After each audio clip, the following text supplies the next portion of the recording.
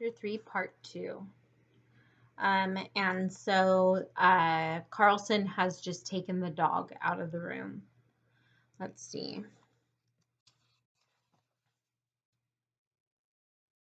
George followed to the door and shut the door and set the latch gently in its place. Candy lay rigidly on his bed, staring at the ceiling. Slim said loudly, "One of my lead mules got a bad hoof. Gotta get some tar on it." His voice trailed off. It was silent outside. Carlson's footsteps died away. The silence came into the room, and the silence lasted. George chuckled. "I bet Lenny's right out there in the barn with his pup. He won't want to come in here no more now he's got a pup." Slim said, "Candy, you can have any one of them pups you want." Candy did not answer. The silence fell on the room again. It came out of the night and invaded the room. George said, "Anybody like to pay a little, you sure?" I'll play out a few with you," said Wit. Okay, so right now everyone's trying to make like polite conversation. And this is because the men don't want the silence to kind of like take over the room. I think they're trying to distract Candy. And also I think that probably they're trying to mask any sounds, like maybe when it's time for him to actually shoot the dog. I think the other men in the bunkhouse don't really want Candy to hear it or maybe like not to focus on it. They took places opposite each other at the table under the light, but George did not shuffle the cards. He rippled the edge of the deck nervously, and the little snapping noise drew the eyes of all the men in the room so that he stopped doing it. The silence fell on the room again. A minute passed, and another minute. Candy lay still, staring at the ceiling. Slim gazed at him for a moment and then looked down at his hands. He subdued one hand with the other and held it down. There came a little gnawing sound from under the floor, and all the men looked down toward it gratefully. Only Candy continued to stare at the ceiling. "Sounds like there's a rat under there," said George. "We ought to get a trap down there." Wit broke out, "What the hell's taking him so long? Lay out some cards, why don't you? We ain't going to play no you sure played this way." George brought the cards together tightly and studied the backs of them. The silence was in the room again. A shot sounded in the distance. The men looked quickly at the old man, every head turned toward him. For a moment he continued to stare at the ceiling, then he rolled slowly over and faced the wall and lay silent. Okay, so out in the distance we could hear Carlson shoot the dog, and everyone kind of looks at Candy to see what his reaction will be, and he just turns and faces the wall. This would be a really awful time to not have privacy because obviously Candy is pretty devastated about his dog getting killed, but because he's in this room with all these other men, he doesn't really get any privacy to feel his feelings. And so he just turns towards the wall so he can at least not have to be stared at. George shuffled the cards noisily and dealt them. Wit drew a scoring board to him and set the pegs to start. Wit said, "I guess you guys really come here to work." "How do you mean?" George asked. Wit laughed. "Well, you come on a Friday. You got 2 days to work till Sunday." "I don't see how you figure," said George. Wit laughed again. "You do if you've been around these big ranches much. Guys that wants to look over a ranch comes in Saturday afternoon. He gets Saturday night supper and 3 meals on Sunday, and he can quit Monday morning after breakfast without turning his hand. But you come to work Friday noon. You got to put in a day and a half no matter how you figure." George looked at him levelly. "We're going to stick around a while," he said. "Me and Lenny's going to roll up a stake." The door opened quietly, and the stable buck put in his head, a lean negro head lined with pain, the eyes patient. "Mr. Slim."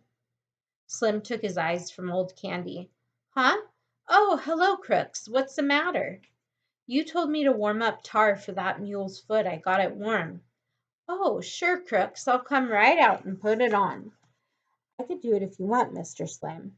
"No, I'll come do it myself." He stood up. Crooks said, "Mr. Slim." Yeah, that big new guy's messing around your pups out in the barn. Well, he ain't doing 'em no harm. I give him one of them pups. Just thought I'd tell you, said Crooks. He's taking 'em out of the nest and handling them. That won't do them no good. He won't hurt 'em, said Slim. I'll come along with you now. George looked up. If that crazy guy's fooling around too much, just kick him out, Slim. Slim followed the stable buck out of the room. George dealt, and Whit picked up his cards and examined them. Seen the new kid yet? He asked. What kid? George asked. Why, Curly's new wife. Yeah, I seen her. Well, ain't she a Lulu? I ain't seen that much of her, said George. Whit laid down his cards impressively. Well, stick around and keep your eyes open. You'll see plenty. She ain't concealing nothing. I never seen nobody like her. She got the eye going all the time on everybody. I bet she even gives the stable buck the eye. I don't know what the hell she wants. George asked casually. Been any trouble since she got here? It was obvious that Whit was not interested in his cards. He laid his hand down, and George scooped it in. George laid out his deliberate solitaire hand, 7 cards and 6 on top, and 5 on top of those.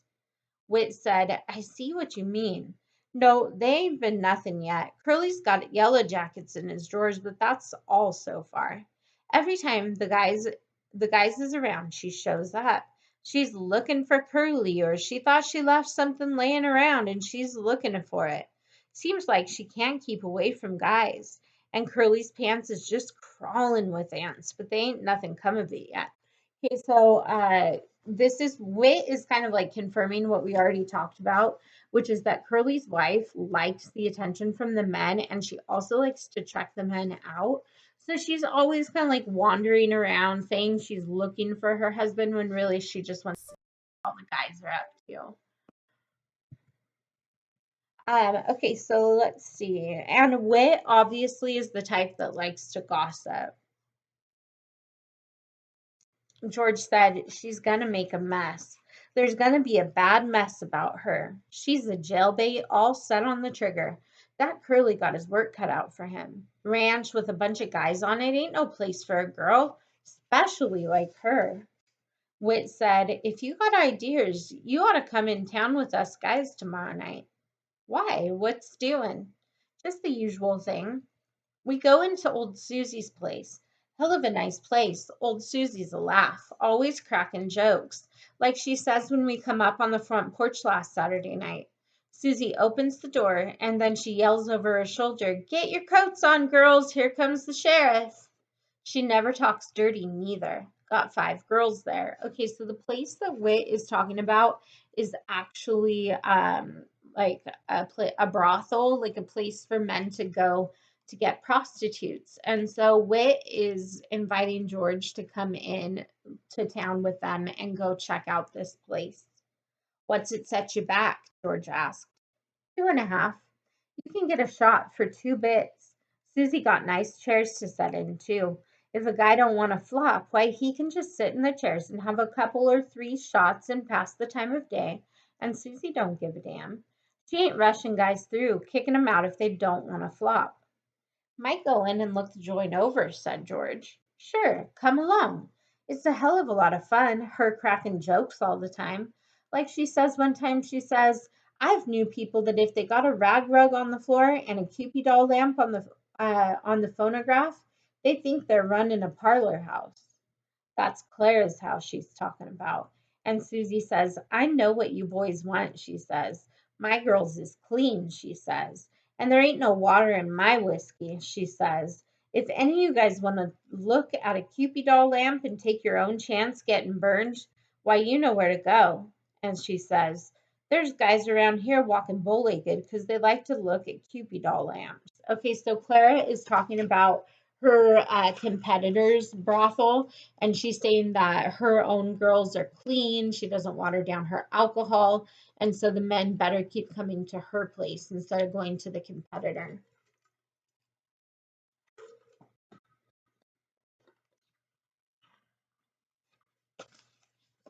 Wit also makes the comment that if you don't want to get a prostitute, you can just sit at the bar and drink.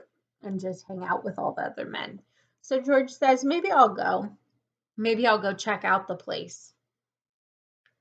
George asked, Clara runs the other house, huh? Yeah, said Whit. We don't never go there. Clara gets $3 a crack and 35 cents a shot, and she don't crack no jokes. But Susie's place is clean and she got nice chairs. Don't let no goo-goos in neither. Me and Lenny's rolling up a steak, said George. I might go in and set and have a shot, but I ain't putting out no 2.5. Well, a guy gotta have some fun sometime, said Whit. Okay, this is more on that theme of loneliness, which is that because these men travel to work, it's not like they have a woman at home, or if they do have a woman at home, they don't ever get to see their women. And so his Whit's comment, well, a guy gotta have some fun sometime, is just showing that like going and getting a prostitute is just a quick and easy way for them to get that kind of energy out. The door opened and Lenny and Carlson came in together. Lenny crept to his bunk and sat down, trying not to attract attention. Carlson reached under his bunk and brought out his bag. He didn't look at old Candy, who still faced the wall. Carlson found a little cleaning rod in the bag and a can of oil. He laid them on his bed and he brought out the pistol, took out the magazine, and snapped the loaded shell from the chamber.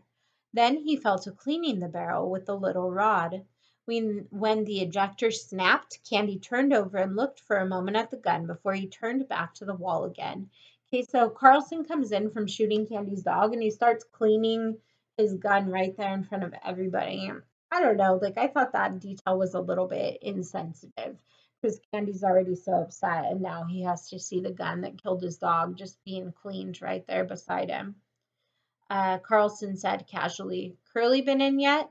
No, said Whit. What's eating on Curly? Carlson squinted down the barrel of his gun, looking for his old lady.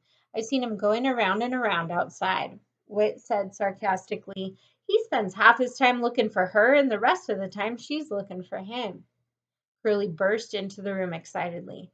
Any of you guys seen my wife? He demanded. She ain't been here, said Whit. Curly looked threateningly around the room. Where the hell's Slim? Went out in the barn, said George. He was going to put some tar on a split hoof. Curly's shoulders dropped and squatted. How long ago did he go? 5, 10 minutes? Curly jumped out the door and banged it after him. Whit stood up. I guess maybe I'd like to see this, he said. Curly's just spoiling, or he wouldn't start for Slim. And Curly's handy. Damn handy.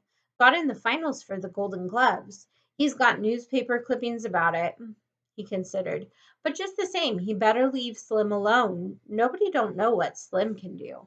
Okay, so we know that Slim has gone out to help his mule, but Curly comes in, and the fact that he can't find his wife and that Slim is missing from the room makes Curly think that maybe those two are together somewhere, and so he hustles it out of there. When they call Curly handy, they say he's handy. That means he likes to fight and that he's pretty good at it because he used to be a boxer. Okay, so some of the men are like, ooh, I want to go see what's going to come of all this. Think Slim's with his wife, don't he? Said George. Looks like it, Whit said. Of course, Slim ain't. At least I don't think Slim is. But I like to see the fuss of it that comes off. Come on, let's go. George said, I'm staying right here. I don't want to get mixed up in nothing. Lenny and me got to make a steak. Carlson finished cleaning of the gun and put it in the bag and pushed the bag under his bunk. I guess I'll go out and look her over, he said. Old Candy lay still, and Lenny from his bunk watched George cautiously. When Whit and Carlson were gone and the door closed after them, George turned to Lenny. What you got on your mind? I ain't done nothing, George, Slim says. I better not pet them pups so much for a while. Slim says it ain't good for them, so I come right in. I've been good, George. I could have told you that, said George. Well, I wasn't hurting 'em none. I just had mine in my lap, petting it. George asked, Did you see Slim out in the barn? Sure I did. He told me I better not pet that pup no more. Did you see that girl? You mean Curly's girl? Yeah. Did she come in the barn? No. Anyways, I never seen her. You never seen Slim talking to her? She ain't been in the barn. Okay, said George. I guess them guys ain't gonna see no fight. If there's any fighting, Lenny, you keep out of it. Okay, so everyone goes out to see like what's gonna happen between Slim and Curly. And George says, not me. I'm staying right here. I don't want to get mixed up in any of it. He also keeps saying, me and Lenny are gonna work up a stake. And we don't really know what that means because this was a long time ago. And so like some of the words that they use, we don't use. But basically, what George is saying is that he and Lenny need to get like a good chunk of money together because George and Lenny are hoping, and their big goal is to buy a place of their own. So that's why George says he doesn't want to go and spend too much money getting a prostitute. That's also like why he says that he doesn't want to get mixed up in any of the commotion. They just want to work, make their money, and once they have enough money, they want to take that money and go buy their own place. I don't want no fights, said Lenny. He got up from his bunk and sat down at the table across from George. Almost automatically, George shuffled the cards and laid out his solitaire hand. He used a deliberate, thoughtful slowness. Lenny reached for a face card and studied it, then turned it upside down and studied it. Both ends the same, he said. George, why is it both ends the same? I don't know, said George. That's just the way they make 'em. What was Slim doing in the barn when you seen him? Slim? Sure. You seen him in the barn and he told you not to pet the pup so much? Oh, yeah, he had a can of tar and a paintbrush. I don't know what for. You sure that girl didn't come in like she come in here today? No, she never come.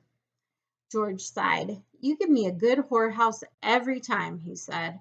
A guy can go in and get drunk and get everything out of his system all at once and ain't no messes. And he knows how much it's going to set him back.